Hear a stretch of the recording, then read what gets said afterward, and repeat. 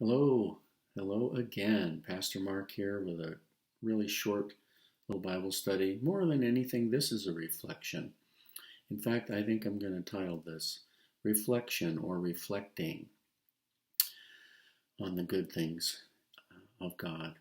In Psalm chapter 16, the psalmist David writes, he writes a lot of things in the psalm. Sorry, I'm looking at my Bible on my phone. Psalm chapter 16, the verse 5 through, the end of the chapter, which I think is verse 11. Yep, verse 11. David, in reflecting, I'm just going to read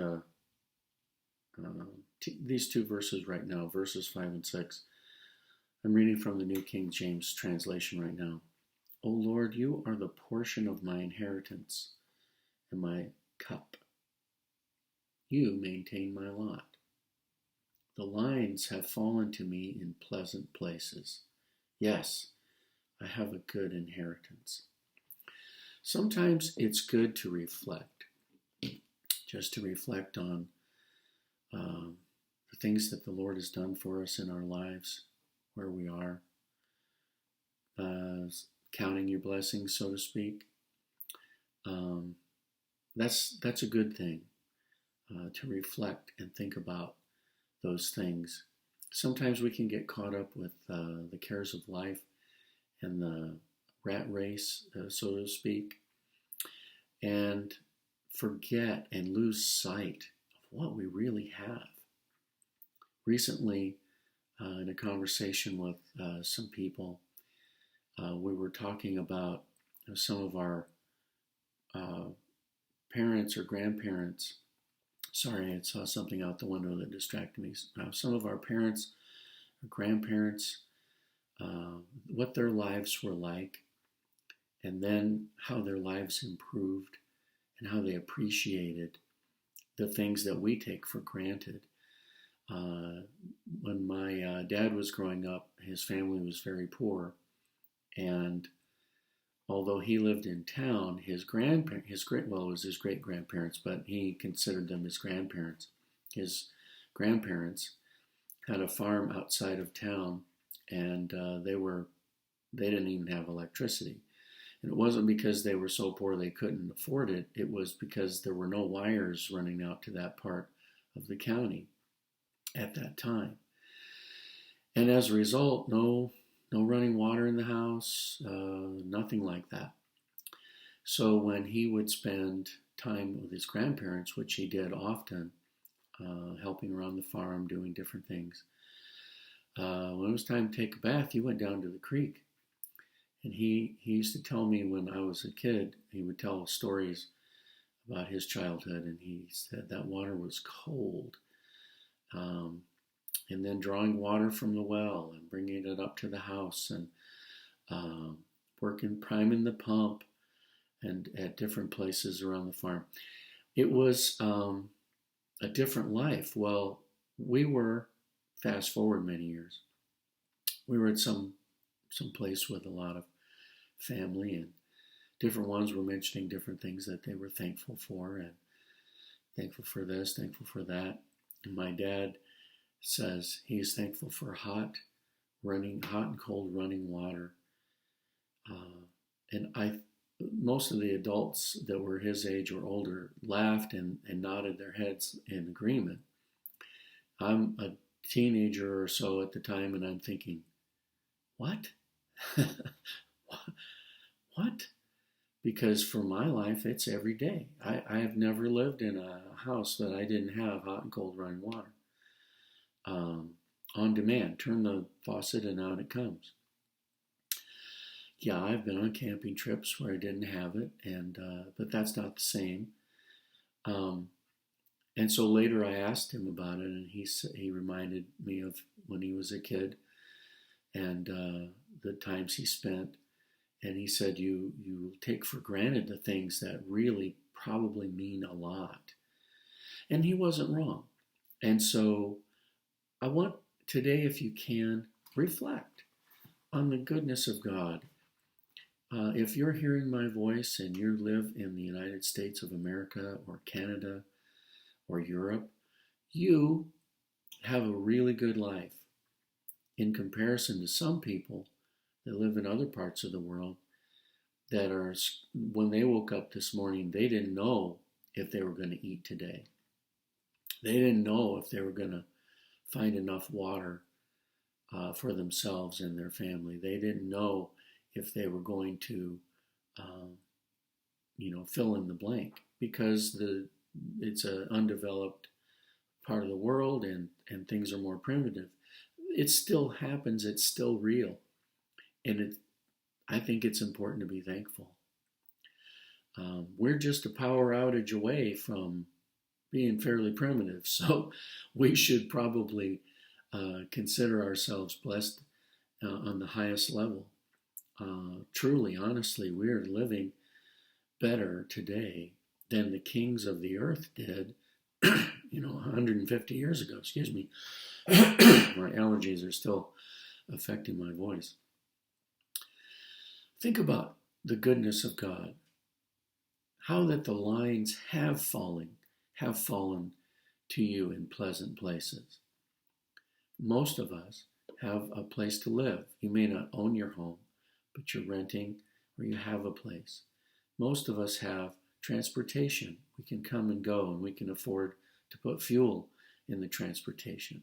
Some of you hearing my voice live in larger and more developed cities, and maybe you don't even own an automobile, but you have public transportation. You can walk out the door and get on a bus, take a taxi, get a train or a subway someplace, or maybe you call an Uber or some other type of conveyance. It's there for us. It's at our fingertips. It's real, and we should be thankful. Some of you, some of us, most of us, thinking about something to eat today, we're just going to walk to the refrigerator or the cabinet, and that'll be as far as we have to go. We should thank God for that.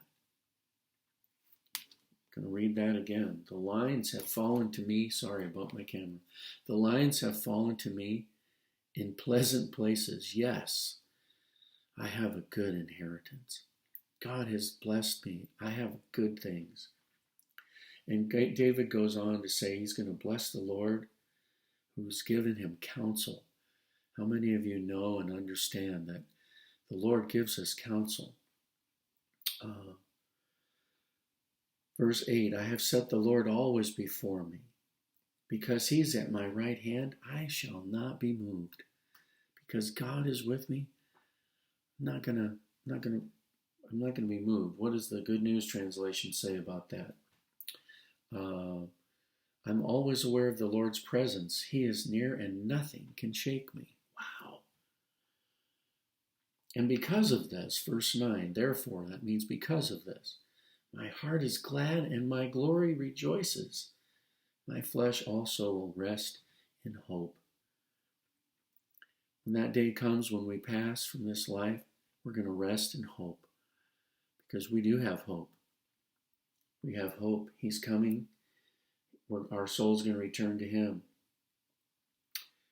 Verse 11, you will show me the path of life. In your presence is fullness of joy. Not just a little bit of joy, not just a little glimpse of joy. It's the fullness of joy. It's all of the joy. At your right hand are pleasures forevermore. Verse 10, I skipped verse 10. Let me go back to that. Let me read verse 9 and 10 together. Therefore my heart is glad and my glory rejoices. My flesh also will rest in hope, for you will not leave my soul in Sheol, or the place of the dead, in other words, or hell. Nor will you allow your Holy One to see corruption. And the first part of verse 11, you will show me the path of life.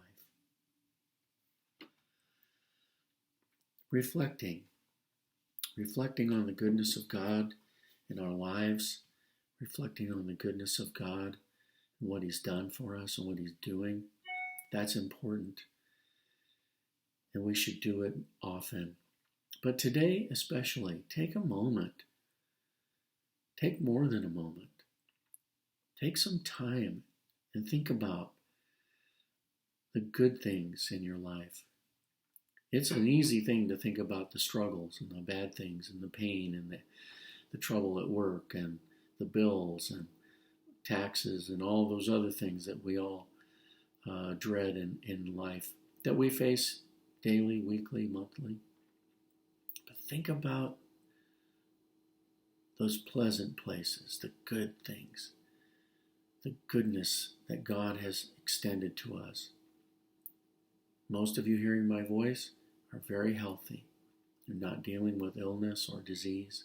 Some of you are. Jesus went to Calvary for our sin, but on the way, he made a stop in Pilate's judgment hall. And Isaiah 53 lays it out, and he was beaten and bruised for our transgressions and our sins and iniquity. And by his stripes, the beating he took from the whips where they tore his flesh, by his stripes we are healed. He did it for us. So if you're suffering today, ask God to heal you, to bless you, to set you free, to deliver you from the pain. He can do it. He didn't suffer in Pilate's judgment hall for no reason. It was intentional. It was for our peace. It was for our healing. He took that for us. And we can be thankful. Reflection. Well, God bless you today. I hope you have a good rest of your day and that you're blessed in all ways. Hope to see you this Sunday, 10:30 at the True by Hilton, 72nd and Haskell, right behind the scooters. God bless you. Have a good rest of your day.